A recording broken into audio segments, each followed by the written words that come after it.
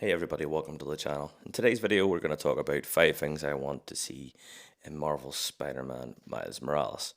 Now, number 1 on this list is going to be faster traversal, purely because with this SSD they should be able to load in the assets at a much faster rate. Therefore, they should be able to give Miles a much better sense of speed than they were able to give Peter on the PS4 version of the game. Now, my reason for this is that it's purely immersion. If you feel like you can swing as fast as Spider-Man, actually chase down a car, then I think that would add to the sheer immersion of the game. Well, the whole point of the game is obviously to make you feel like Spider-Man, after all. So that was one thing about the PS4 version that kind of annoyed me a little bit, but obviously now they have the SSD, they have a chance at rectifying this. Now, number 2 is more personal preference. One of the things I loved about the previous game is the different costumes and the abilities these costumes had, crafting upgrades for your web shooters and so on and so forth. And I hope they build upon this. Now, I kind of understand that it's not a full, big, massive, Spider-Man game. It is along the same lines as Uncharted Lost Legacy. So it's not a full bred, massive game. But I do hope there's still some costumes and stuff like that we have to do specific things to try and get, craft, so on and so forth. Number 3 is something which people may or may not agree with, similar to the first one, but I hope the game has an entirely different feel to the story that they're telling for Miles.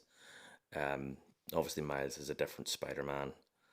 He goes through different things. Some things seem, from what I've done in my research, some things seem a lot more harsh.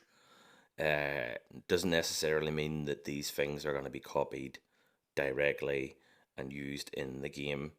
Hell, they may not even be mentioned in this version of the game. If this one sells well, we may see another Miles Morales down the line, or being a playable character in the next Spider-Man game. I have no idea. The sky's the limit, potentially. So, Miles is a different guy, different temperament, different likes, dislikes, stuff like that. He has a totally different life, and I hope that in some way that is shown to the players. So you have a sort of a different view on what's going on. I mean, this is just something that I would love to see. Doesn't necessarily mean it's going to be something you'll love to see.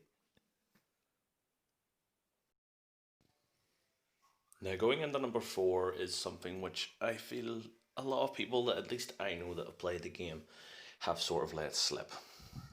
The combat.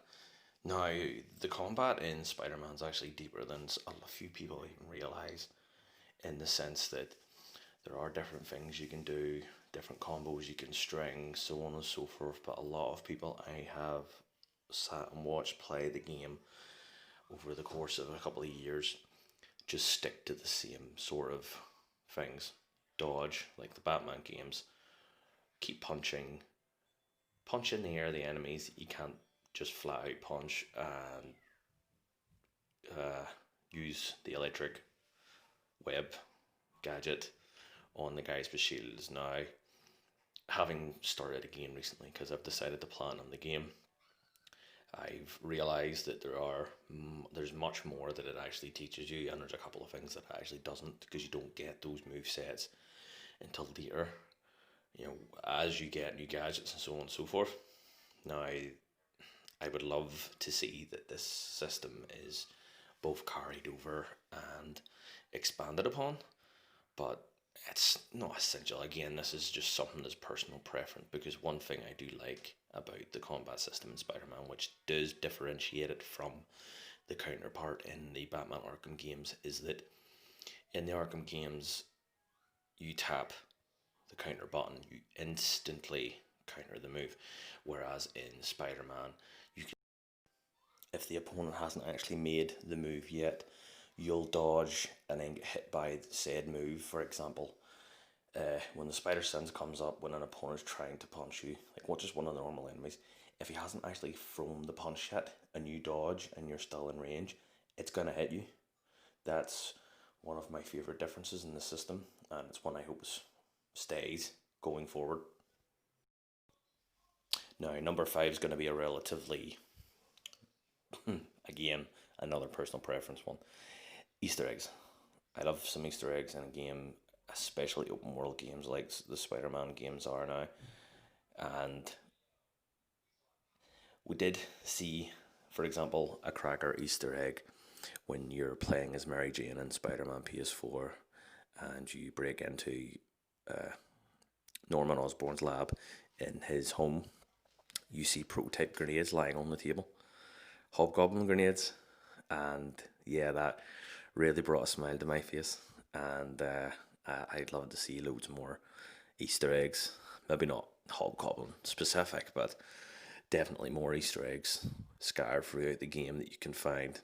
Hopefully, ones that aren't actually tied to unlocking anything, just ones that you really need to just look for and figure out yourself.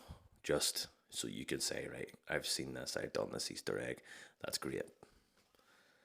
Thanks for taking the time out of your day to watch this video. Stay tuned to the channel for more 5 Things I Want videos. Some games are easier to make these videos for than others, but I will try and stay on top of them. And please like, share, and subscribe if you haven't already.